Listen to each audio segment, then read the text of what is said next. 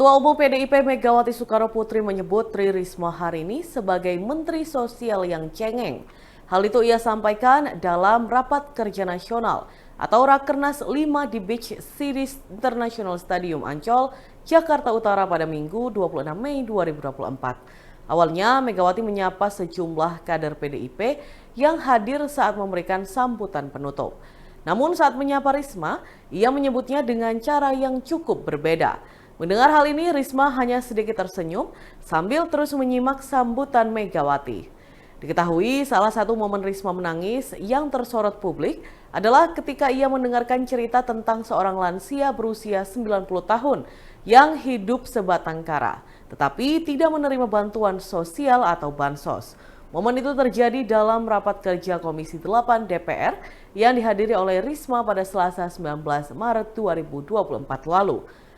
Semua berawal dari cerita anggota Komisi 8 DPR dari fraksi Golkar, M. Ali Ridal.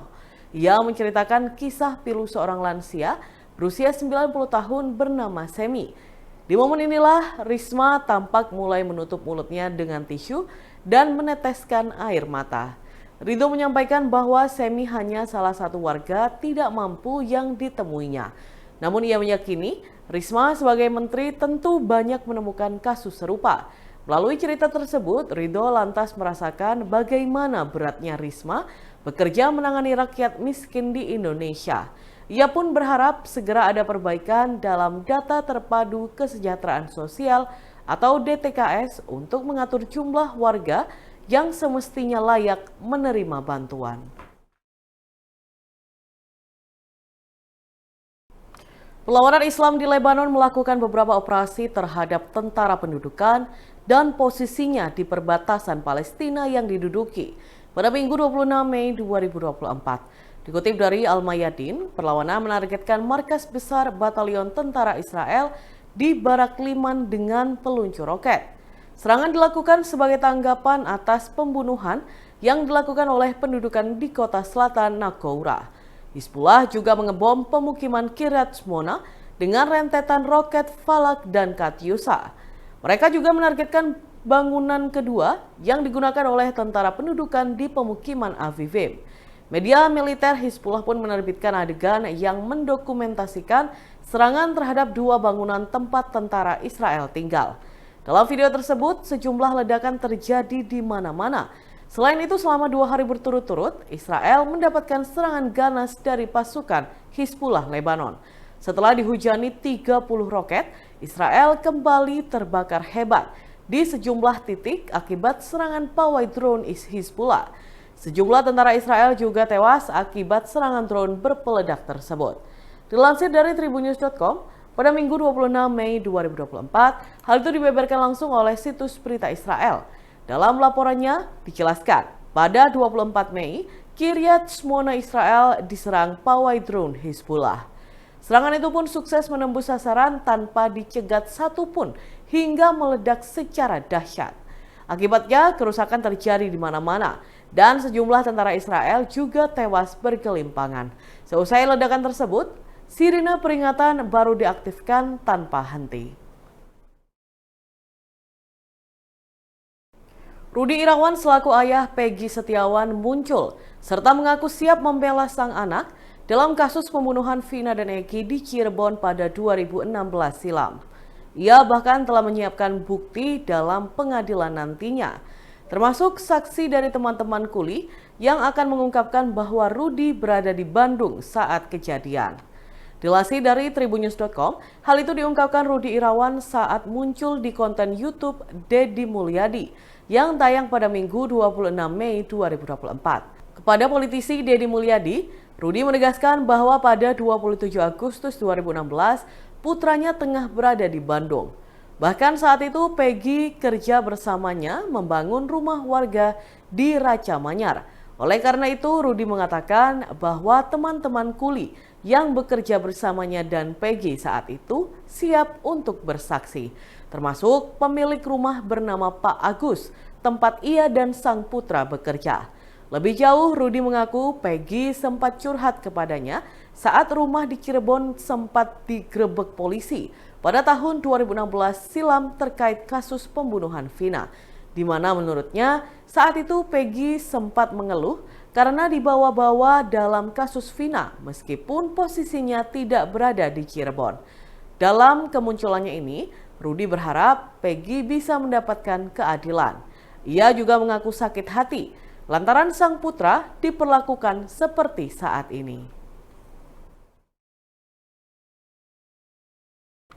7 remaja diamankan polisi dari kawasan Taman Kalingrowo di Kelurahan Sembung, Kecamatan Tulung Agung, Kabupaten Tulung Agung, Jawa Timur, pada Minggu 26 Mei 2024. Mereka diduga baru saja memaksa seorang anak laki-laki berusia 7 tahun untuk menenggak minuman keras.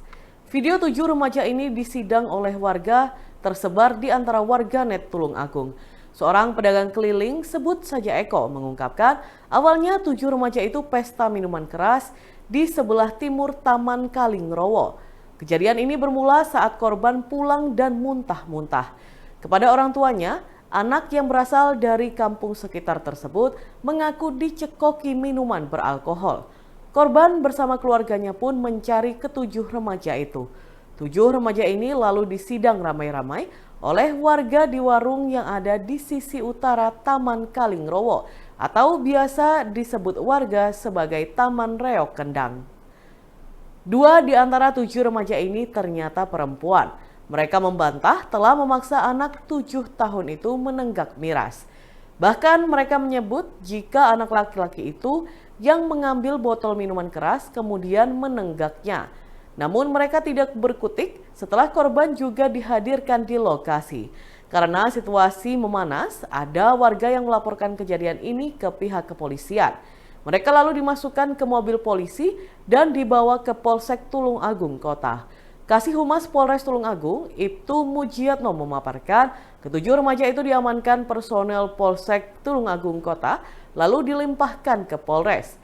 Seluruh orang tua pelaku juga dipanggil agar turut mengakui perbuatan anaknya di luar rumah.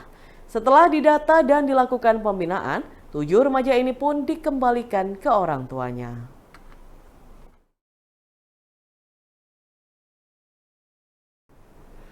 Tim Jatantras Polda Jawa Timur berhasil menangkap 3 pelaku teror penembakan misterius dengan menggunakan alat diduga airsoft gun, yang membuat sejumlah sopir truk di ruas jalan tol Surabaya-Sidoarjo terluka. Informasinya, ketiga pelaku tersebut telah ditangkap pada pekan lalu. 1 di antara 3 orang tersebut merupakan pemilik mobil, 2 lainnya merupakan eksekutor penembakan. Sementara itu, Kabid Humas Polda Jawa Timur Kombes Pol Dirmanto tak menampik adanya proses penangkapan tersebut. Pihaknya dalam waktu dekat akan melansir hasil penangkapan kasus tersebut setelah pemeriksaan terhadap para pelaku yang dilakukan penyidik Subdit 3 Jatantras di Treskrimum Polda Jawa Timur selesai. Sebelumnya, penyidik berhasil mengidentifikasi mobil yang dipakai oleh pelaku, diduga kuat berupa Toyota Innova hitam. Kemudian diperkirakan pelaku penembakan misterius berjumlah lebih dari 1 orang. Sejumlah fakta temuan penyidik tersebut diperoleh dari hasil olah TKP beberapa laporan masyarakat yang mengaku menjadi korban penembakan. Dirmanto menuturkan kepada awak media, TKP penembakan tersebut terjadi di beberapa tempat, salah satunya di wilayah tol Waru menuju Surabaya dan Wiyung. Dan Tribuners, berikut kita simak bersama penuturan dari Ditreskrimum Polda Jatim, Kombes Pol Toto Suharyanto. Itu telah menetapkan 2 tersangka dan 1 anak yang berhadapan dengan hukum. 2 tersangka yang sekarang ini kita rilis. Pertama, NBL, usia 20 tahun, kemudian perannya sebagai pengemudi mobil saat melaksanakan aksi, kemudian melakukan penembakan terhadap korban AR dan korban RW yang tadi saya sampaikan, sekaligus sebagai pemilik senjata airsoft gun. Yang kedua, tersangka JLK, usia 19 tahun, kemudian perannya duduk di jok depan sebelah kiri, melakukan penembakan terhadap korban BC dan K yang terakhir tadi. sekaligus sebagai pemilik senjata airsoft gun. Yang ketiga, anak yang berhadapan dengan hukum, tidak saya sebutkan inisial, ini duduk di Jawa Tengah melakukan penembakan terhadap korban K dan pemilik senjata airsoft gun. Sehingga khusus senjata shotgun ini ada 3, masing-masing 2 tersangka dan ABH tadi memiliki shotgun tadi.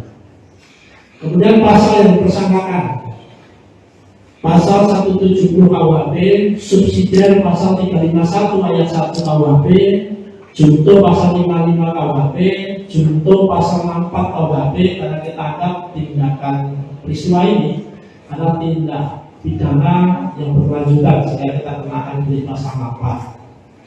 Dan atau pasal 1 ayat 1 Undang-Undang Nomor 12 Tahun 51 berkaitan dengan Undang-Undang Darurat.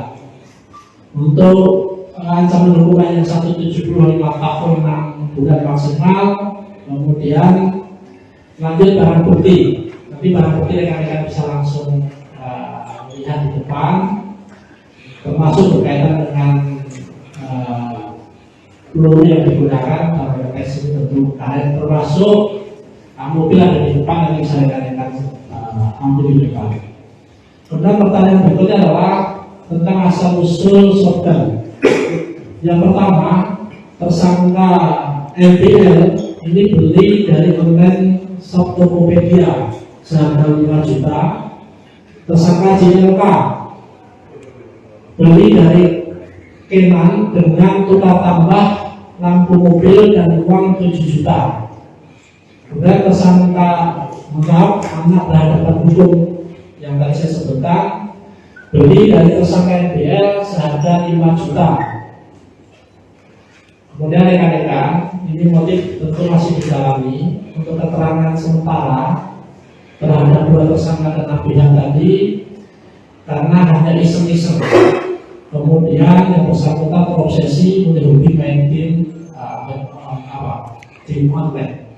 Saya kira itu rekan-rekan. Mungkin ada pertanyaan, dipersilakan. Download Tribun X sekarang, menghadirkan lokal menjadi Indonesia.